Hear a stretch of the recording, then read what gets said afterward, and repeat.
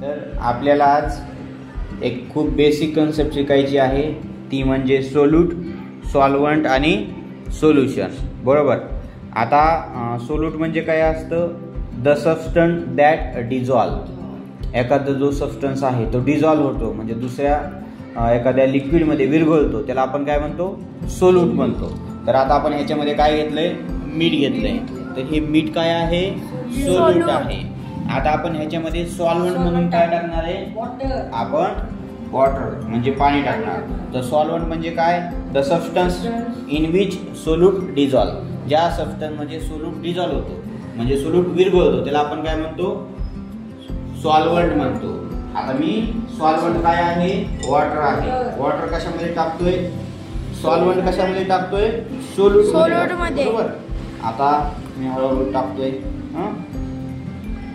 Okay. आता आपण ह्याला थोडंसं हलवूया. बघा.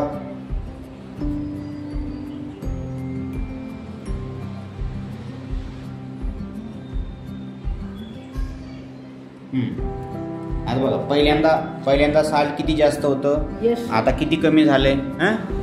झाले की नाही कमी? तर मग आता हे काय झालं? सोल्युशन तयार झालं. ज्या वेळेस सोल्यूट आणि सॉल्व्हंट एकत्र येतात त्यावेळेस काय काय तयार करतात? सोल्युशन तयार करतात. बरोबर. तर आता मग हे काय झालं? सोल्युशन झालं.